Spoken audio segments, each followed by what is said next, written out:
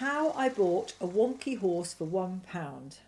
Best advice for horse owners: do not spend your time browsing on the internet, and if you do, never ever look at the equestrian notice board.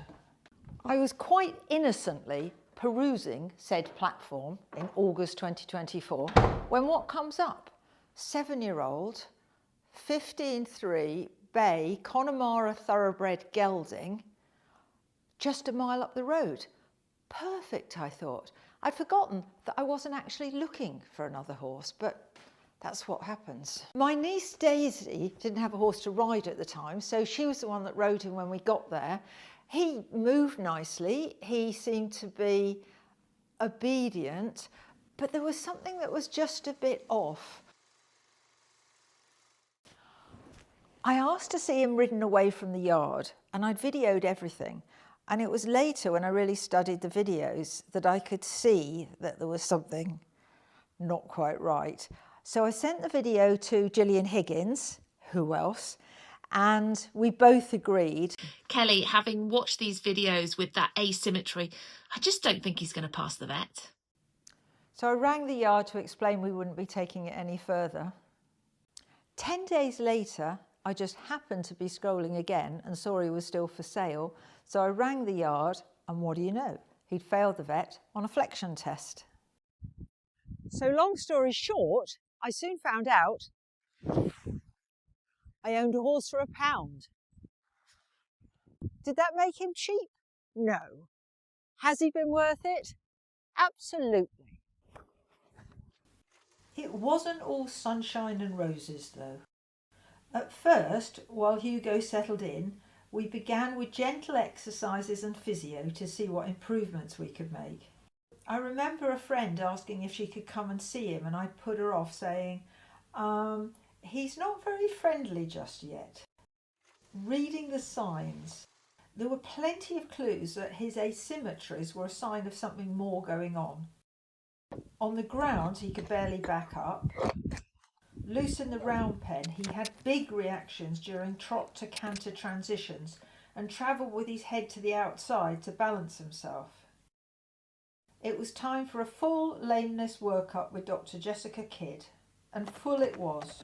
Trot-ups, lunging, physical assessment, nerve blocks, x-ray, ultrasound. For bony symmetry, so the box that is the bone of the pelvis, and mostly what you're looking at there are the tubercocci, but you're also looking for soft tissue symmetry. So if we can get him to stand squarely again, if you look, he's got asymmetry in both of those components. Hugo post right hind subtarsal. The back should sway side to side. It should be able to turn like this, and it should be able to do this as well.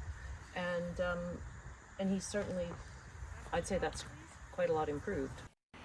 In conclusion, it was discovered he had issues with both his hind leg suspensory ligaments, and so after a detailed discussion with Dr. Jessica Kidd, we decided it would be in his best interests to undergo surgery. And surgery was followed by months of rehab. In-hand walking, long lining, regular physio. Gillian gave me a list of exercise. There was the water treadmill, saddle fitting. Oh, and then there were the teeth. I always thought he seemed to chew strangely, largely on the left of his mouth. It turned out not even his mouth was symmetrical. Hugo had 3 trips to leading equine dental vet, Dr. Chris Pierce. He had significant damage on the right side, including peripheral caries. Chris said it would have all started about 18 months before, when it would have been very painful. With investigation, he found the tooth could be saved with a root canal and filling, amongst other improvements. This part of the tooth is still alive. There's a dentine bridge. This is all dead and it's filled with my filling material, but what we didn't know is this one, pulp canal number 4, is also completely dead all the way up to the root. And if we didn't do a CT, we would never have known that, and it would have been that this would have been completely pointless. Yeah. But what's fantastic about this, as I scroll forwards and we look at the other half of his tooth, it's normal. and it's That's completely really alive. good, yeah. It was clearly time to get the perfect bridle and bit fit as well, so for this I called on specialist Dr. James Cooling. If only these people had been around years ago.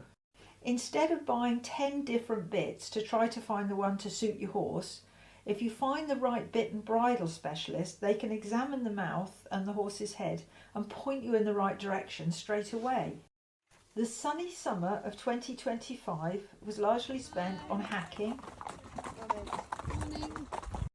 fun rides, some arena hire, regular physio, and evaluating different treatments. We looked at Hoffmag, equine touch, chiropractic, and special attention was paid to his feet and hoof balance, which is vital to any horse.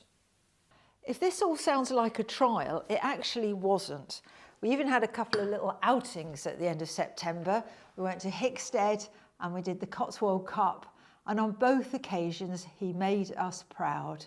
It's been tremendously satisfying seeing Hugo change from such a defensive character to the Hugo we now know and love.